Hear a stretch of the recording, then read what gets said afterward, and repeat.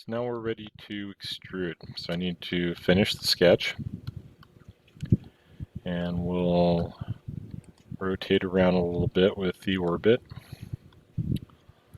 and pan to position. Alright, so I'm going to go to the extrude. And one of the reasons I rotated this over to either the isometric or a little better VO is we can select all of this geometry or have more geometry to select, but we want to make sure we're only getting the area that we need. So if I grab on to the arrow, we can start to go the right direction. See that that's a negative direction. We're creating an extrude. It's not going to be a thin feature. For our size, we possibly could have done a thin feature, which would act the same as the offset. The profile plane is the start if I wanted to shift it one way or the other. And then the direction, we're just going one side, but we could go both sides or symmetric. And then we're doing a distance to an object or all. So one of the things with this skeleton sketch, I could bring it out to this this point as a geometry, as a two object. We want to go to our 171. Then we can kind of see where all of that plays out. Taper would cause it to shrink as it goes, and then this is going to be a new body. Okay, so going through that process, I can use the original sketch as a reference, and we'll come back to it later. So I'm going to go ahead and hide that sketch. And if we wanted to show the other sketch, it'll be there in the background on the edges, but it's a little hard to see. All right, so opening up the next sketch, I could put it on the front plane again. I can also attach it to this end face. And so going into the next sketch, pretty much just going to create a rectangle from corner to corner. All right, so when it picks up, it snaps. I want to go back to that isometric. So at this point, I have the sketch that we used for the layout, the sketch that created this main body geometry, the extrusion, and then sketch 3 is now the rectangle, which we're going to use to build the end face. All right, so the profiles, it's not letting me select the rectangle itself, so I'll fill in both regions, so whatever highlights. And then the distance is 3 millimeters. And I don't like the way that it's going, so we can do a minus. And that one's showing as a cut, so that's moving a little bit different. We want to join the geometry.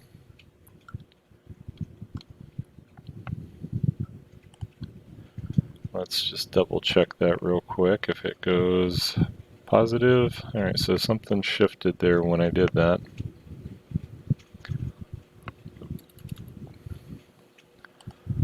Okay, so we're just watching the arrows going the right direction from the build, and we'll go ahead and hit OK. Alright, so while we're here, if I look at the end geometry, and we'll just take the measurement from the top. So it looks like about 5 millimeters down. So we'll open up another sketch, and I could have put the little oblong for the power in the corner or in the end. And let's see, is that roughly centered? Yeah, I'd say that's pretty close to centered. So if we make this big enough, I could have put it into sketch 3 and had it participate in this extrude, but I may or may not want to try to do some different geometries with it. So I think having it, well, you may always make the decision. Do you want it to be in the same or have it as separate geometry? So just looking through here real quick, we have the rectangles. This time I'm going to try a center rectangle. And as I drag this out, said that the port's going to be in about 12 millimeters. And oh, I hit my enter instead of my tab, or vice versa. So let's go into the sketch dimension, and we want to make this 6 millimeters tall. Now I would like to have this centered, so when we go into the line, here's where I need the sketch palette because I'm going to tell it that this is a construction line. And coming across the bottom, let's see if I can find it here. There it goes. So just a real quick flash, and that triangle is kind of hard to see, but that triangle is telling me I'm on the midpoint. Should be able to see a little bit better up here, so on the midpoint. Now this, the item on the bottom, probably should have picked up the other group, so I can highlight, let's see it up here, if I highlight that triangle and press delete on the keyboard, then that'll have the effect of removing that relation. So if I were to go into the orbit, rotate around, let's see if we can go to our midpoint.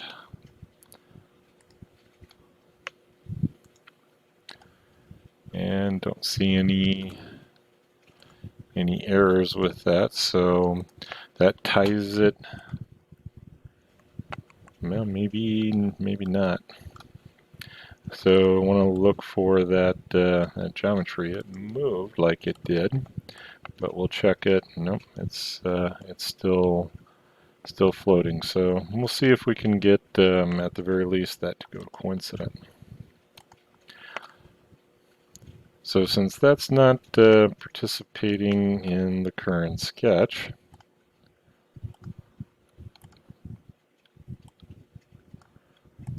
I'm in the relations still. So let's go ahead and hit escape. So I could either place the 3 millimeter dimension on it. One of the tools we didn't use was a project. So if I need to have that geometry in the current sketch, then we can project and include. So if I project geometry, pick that inside edge, it's the selection filter, specified, bodies, and link to the existing. Then we'll go back to front geometry. And now that gives me an object in, and it has kind of this dashed line and is indicating that it is a projection.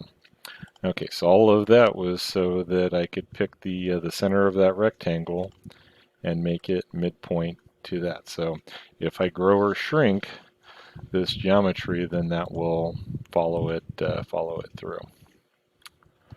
And then we're going to cut through, so we need to finish, extrude, and this is going to be my selection. We're going to cut, and if we go distance, again, if I change the wall thickness, I don't really want it to adjust. I don't have anything on the other side, so I should be able to tell it to go through all.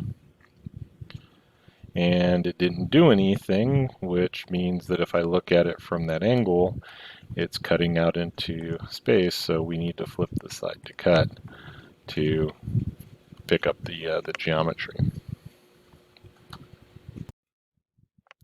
So editing a sketch then, I decide that I'm going to go ahead and put a fillet in here.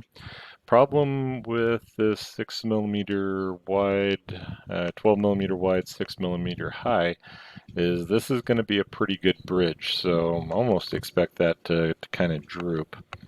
So if I double click on that sketch, it should let me back in. So we're going to have this range where when we go to 3D print, then when it comes across, if I put fillets in the corners, when it gets to this section, it doesn't really have anything to connect to. So we'll see how that works out. All right, so my sketch fillet, and since it's not allowing me to go to the vertex, well, let's see, 3 will probably completely wipe that out, so it may not like that. Let's go 2.9, which would be really close. And it's showing me a warning for the midpoints and the other geometries.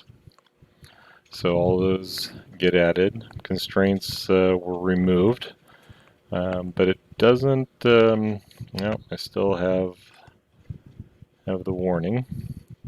So removed and not going to rebuild are two different things. So we'll go with the orbit, and looks like I picked to orbit around that face. Okay, so going into the next geometry, I know that these are going to be too wide. So let's show sketch 1 so I can have access to it. And shouldn't really matter which face, so let's go ahead and open up our next sketch. But I do want to rotate that down a little bit. So if I look at it from the corner, and I can pick those up.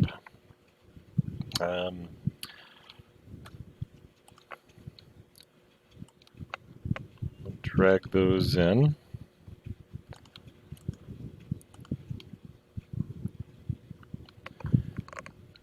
And go ahead and put in the other one as well.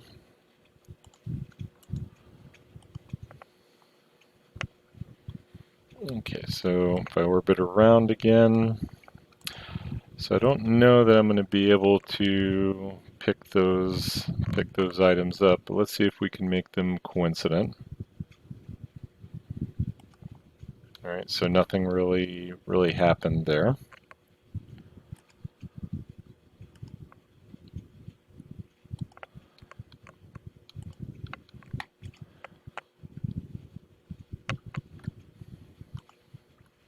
So looking at this from the right plane, I hit something one too many times. So dragging to that geometry, since it didn't make it to the inside, to the outside, it pretty much has that that shape.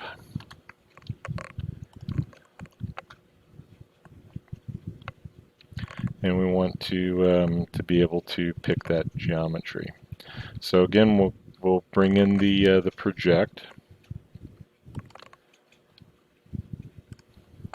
and this one will work just as well as the outside. So if I bring those down, that should give me my coincident, and then I need to line it up. So while I double check the measurements there, we'll go ahead and make another cut so I can finish the sketch. Go into the extrude. I'm going to select the two regions.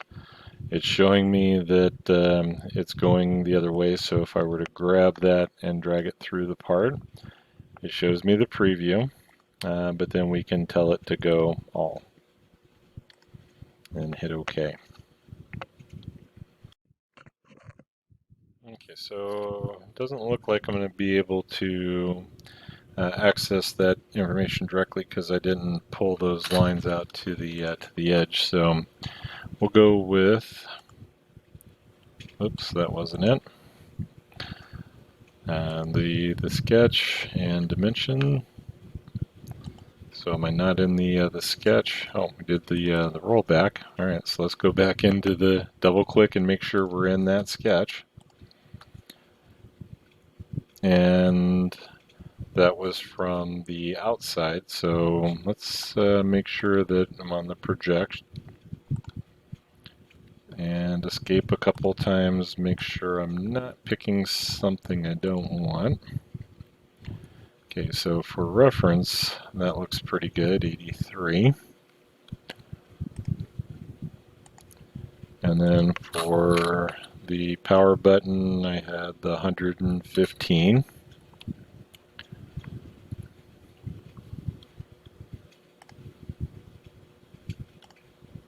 I think I went that route.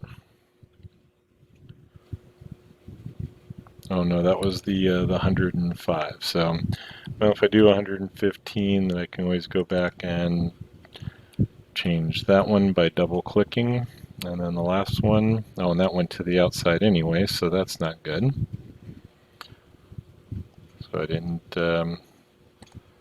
catch what I was picking for. So let's see if we can, sometimes we can grab that geometry.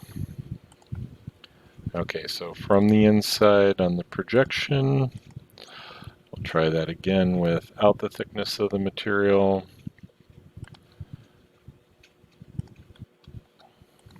And then the last one was the 143. So I can use those lines as the reference. So let's go ahead and finish the sketch. And we need to roll forward and double check. So that one went a little bit far. So if we go back into the sketch, make that the 140, finish again, and we can go back and forth on those geometries. All right, so let's go ahead and open up a sketch on the top here, and we'll pick at existing.